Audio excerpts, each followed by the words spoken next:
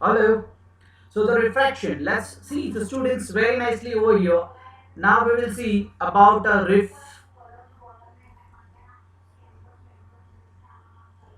spherical lenses. We are talking about a spherical lenses now.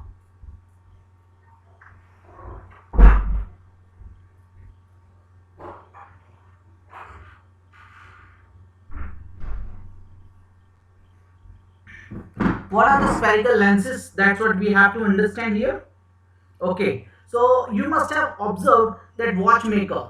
Okay, those who are going to repair our watches, we called it them as a watchmaker. They are having a small kind of lens using a magnifying glass. Very nice magnifying glass. Have you ever touched it? Okay. You will also see that many students and teachers and people and they all are wearing specs. Okay, that we call spectacles. I'm writing over specs over here, small cut. So what is that? Have you ever touched the surface of it? Is it plain or curved? Exactly, they are curved. Okay, they are curved, not plain. In some of the cases, both the sides are curved and both the sides, or one of the side is curved and one of the side is plain. So when we have to talk about, this is what we called as a lens. This is what called as a lens. We call them as a lenses. Okay. So guys, simply જો બંને side curve હોય તો એવા lens આપણે convex કહીએ છીએ. Okay, તો lenses are of two type. Very nice and very simple. એક છે કોન્વેક્સ લેન્સ અને એક છે કોન્કેવ લેન્સ. ઓકે, જેમ કોન્કેવ ને કોન્વેક્સ મિરર હતા એમ આવી રીતે કોન્કેવ અને કોન્વેક્સ લેન્સ છે. Convex lens means what? They are bulging from the middle. એટલે એનો શેપ આવો ડ્રો કરીશું આપણે. Okay, it is not good exactly. અને કોન્કેવ નો શેપ આવો ડ્રો કરીશું આપણે. ઓકે, ઇટ મીન્સ કે આ મિડલમાંથી બલ્જ હોય અને એજીસ પરથી થીન હોય, અને આ એજીસ પર થિક હોય અને મિડલમાંથી થીન હોય. તો what exactly happened? A lens may have a two spherical bulging outwards. Such a lenses are called a double convex. Normally આપણે એને convex કહીશું. And a convex lens converse. એ શું કરે છે? Converse light. Light ને converse કરે છે. Let us understand this. What is conversation or conversing of light? તો conversing of light માં શું? આ એક લેન્સ લઈ લો આપણે. માનો કે આ લેન્સ લઈ લીધો. હવે અહીંયાથી એક લાઈન પાસ થાય જે આપણે પ્રિન્સિપલ એક્સિસ કહીએ. આ લાઈટ ગઈ, આ લાઈટ ગઈ, આ લાઈટ ગઈ, આ લાઈટ ગઈ. આ બધી લાઈટ ક્યાં ફોકસ થાય છે? તો કે એક જગ્યા પર ફોકસ થાય. હવે જે જગ્યા પર ફોકસ થાય ને, કોન્વર્સ થાય, આ એક જ જગ્યા પર મળે, એને આપણે ફોકસ કહીએ. વી call it as a focus. તો આમાં તો સર આ બાજુથી પણ લાઈટ આવી શકે ને? તો આવી શકે. એટલે અહીંયા આને F1 કહેવાનો, એવી જ રીતે આને F2 કહેવાનો. યાદ કરો, મિરરની અંદર એક જ F આવતો હતો, એક જ 2F આવતો હતો, બરોબર? આનાથી થોડીક ડિસ્ટન્સે જઈએ એટલે અહીંયા એક સેન્ટર ઓફ કર્વેચર હોય, એ 2F પર પડ્યો હોય. ક્યાં પડ્યો હોય? સેન્ટર ઓફ કર્વેચરને આપણે 2F કહીએ. એટલે આને 2F2 કહી દઉં તો આ બાજુ એવો જ એક આસો 2F1 કહી દઉં. ઓકે, અને આમાં પણ ઘણી બધી વસ્તુઓ વી હેવ ટુ અન્ડરસ્ટેન્ડ. તો આને શું કહેવાય કે when light fall they converse on one point, એટલે એને કન્વર્ઝિંગ લેન્સ પણ કહેવાય છે. What do we call this? Converging lens. We call it as a converging lens as well. Guys, એને કન્વર્ઝિંગ લેન્સ પણ કહેવામાં આવે છે. A double concave or a bounded by spherical surfaces curve outward, inward. આ inward curve છે, આ outward curve હતો. તો ઇનવર્ડ કર્વ વાળાને આપણે શું કહીશું? કોન્કેવ કહીશું. જેની બલ્જીસ કેવી હશે? થીક હશે. એટલે કે એની જે સાઇડ્સ હશે થીક હશે, મિડલમાંથી એ થોડો થીન હશે. મિડલમાંથી એ થીન હશે થોડો, એટલે કે ડિપેન્ડ્સ ઓન ધ કર્વેચર, એની પર કહેવાય. અને આ શું થાય બેટા? તો આની અંદર લાઇટ છે ને ડાયવર્સ થતી દેખાય. એટલે કે જેવી લાઇટ પડે અહીંયા સામે, એ લાઇટ આમ ફેંકાય, દૂર ફેંકાય, બરોબર? જોડે ના આવે. એટલે એને કોન્વર્ઝિંગની જગ્યાએ આને ડાયવર્ઝિંગ લેન્સ કહીએ, બરોબર? એટલે કે કોન્કેવ મિરર, કોન્કેવ લેન્સ અને કોન્વેક્સ લેન્સની જો તમને લોકોને ડિફરન્સ પૂછવામાં આવે તો તમારે ખાલી એટલું જ યાદ રાખવાનું કે it is bulge from the middle. Convex lens, it is curved and outside inward, and its edges are thick, its edges are thin. They converge the light, they diverge the light. That's why they are called converging lenses. They are called concave lenses. બરાબર. હવે આમાં શું હોય તો કે બંનેમાં એક વસ્તુ કોમન હોય. શું હોય તો સેન્ટર ઓફ કર્વેચર. હવે સેન્ટર ઓફ કર્વેચર બંનેમાં બે જ હોય, બરાબર? The centres of these spheres are called centre of curvature. Actually આ બનાવે કેવી રીતે, તો કે છે કે કોન્વેક્સ લેન્સ ને either of the surface is a part of a sphere, એટલે કે એ બંને શું છે તો કે એક પાર્ટ ઓફ ધ સ્ફિયર જ હોય, અને the centres of these spheres are called centre of curvature કહેવાય. ને since there are two centres, આપણે જોયું કે આ એક લેન્સ લઈએ, બરોબર, માનો કે આ લેન્સ છે.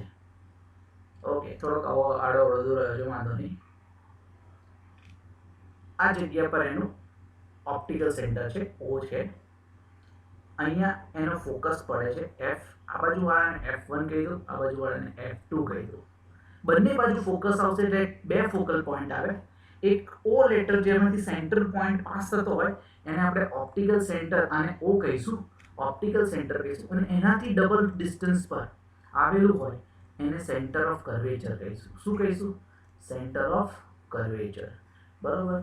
અને 2F1 કહીએ, બરોબર. તો બેટા આવી રીતે આ વસ્તુ થાય. અને શું કરે છે આ, તો યુઝ્યુઅલી આવી રીતે કરાય. આ જે એક્સિસ છે એને તો આપણને ઓલરેડી ખબર છે કે આગળ ભણી જ ગયા છે, એટલે પ્રિન્સિપલ એક્સિસ કહેવાય. શું કહેવાય એને? Principal axis. So guys, a ray of light through an optical center and passes through suffering any deviation without suffering any deviation. જો જે લાઇટ અહીં સેન્ટર ઓપ્ટિકલમાંથી પાસ થાય ને એમાં કોઈ પોઈન્ટમાં કોઈ જગ્યાએ ડેવિએશન આવે નહીં, પણ બાકી કોઈ બી જગ્યાએ મેં લેન્સ પર લાઇટ મારી હોય ને તો એ ડિવિએટ થાય જ. કેમ? તો કે આનું જે સરફેસ છે એ કર્વ સરફેસ, અને કર્વ સરફેસમાં એકમાંથી બીજામાં નીકળતા એ ડેવિએશન આપે. The effective diameter of circular outline of the spherical lens is called aperture. એટલે કે આ જે છે આ mn આટલો પોર્શન છે આખો એને અપાર્ચર કહેવાય, અને આ ડાયામીટર કહેવાય, બરાબર. તો we shall confine our discussion in this chapter whose aperture is much less than the radius of curvature. એટલે આપણે એવું કરીએ છીએ જે બહુ જ જેનો અપાર્ચર બહુ નાનો છે, કર્વેચર કરતાં પણ નાનો છે, એવાની જ વાત કરીશું. અને સમજી લેવાનું કે radius of curvature and the two centres of curvatures are equidistance from optical centre, બરોબર. અને આ જે ઓપ્ટિકલ સેન્ટરથી આ જે રેડિયસ ઓફ કર્વેચર છે, બરોબર, જેને સેન્ટર ઓફ કર્વેચર આપણે કહીશું, એ ઇક્વિડિસ્ટન્સ હશે, બરાબર.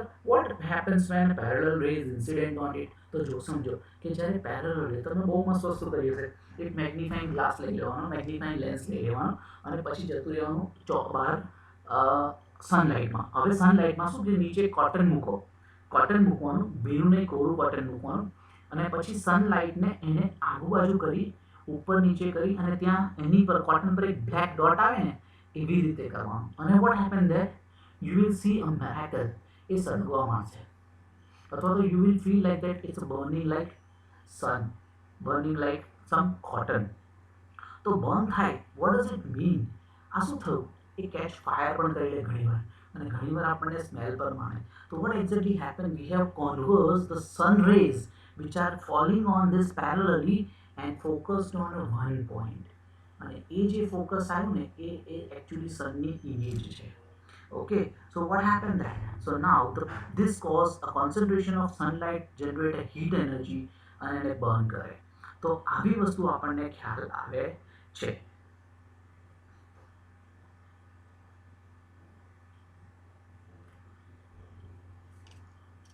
ઓકે, તો જો બેટા હવે જ્યારે સનલાઇટમાંથી પાસ થતા હોય બંને સાઈડથી ઈધર પડે તો એક જગ્યા પર ફોકસ થાય, તો એને આપણે ફોકસ કહીએ.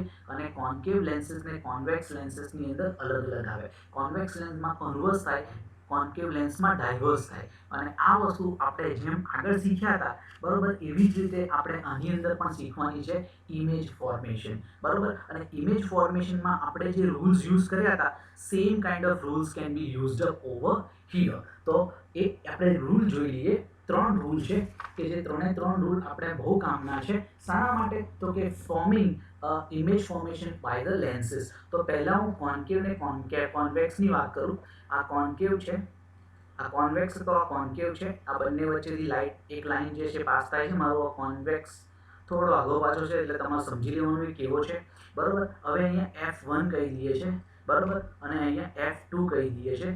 ઓકે, તો આ જગ્યા પર શું થાય? તો જેવી પેરેલલ લાઈન પડે, આ પહેલો રૂલ છે, એ ક્યાંથી બહાર નીકળે? તો કે it comes out from the focus 2, A F2 માંથી બહાર નીકળે. તો સર આની અંદર શું થાય? તો કે આમાં છે ને ડાયવર્સ થતી હોય. શું થાય? ડાયવર્સ થાય. એટલે કે અહીંયા એક્ઝેટ વચ્ચે સુધી લેવાની પછી ડાયવર્સ થતી હોય તો ડાયવર્સ થાય એનો મતલબ શું તો કે પણ એ ક્યાં બને તો કે અહીંયા બને એટલે કે આ જે ફોકસ F1 હતો ને એમાંથી પાસ થાય પેલો F2 માંથી પાસ થતો તો આ F1 માંથી પાસ થાય આ કોન્વેક્સ માટે ને આ કોન્કેવ માટે so what does say a ray of light falls or from object parallel to principal axis after refraction what happened of convex lens is passes through principal focus on other side whereas in concave it passes from the same side એટલે આ વસ્તુ તમારે યાદ રાખવાની એક rule number 1 rule number 2 શું છે તો કે રૂલ નંબર 2 માં બહુ મસ્ત ડાયાગ્રામ છે આવી ડાયાગ્રામ છે બટ એમાં થોડું ઊંધું છે શું ઊંધું છે તો કે સર એ જો ફોકસમાંથી પાસ થતો હોય ઇન્સિડન્ટ રે તો એ પેરેલલ જશે અધર સાઈડમાં એ પેરેલલ જશે બરોબર અને પેલામાં શું દેખાય તો કે જે સેમ વસ્તુ દેખાય એમાં પણ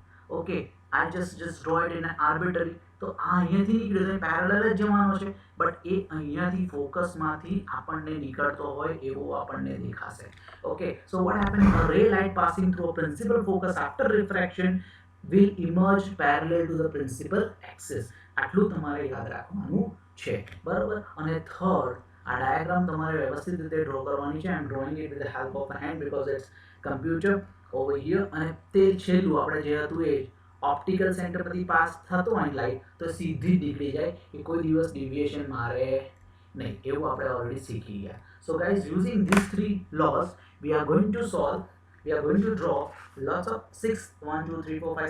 6 images okay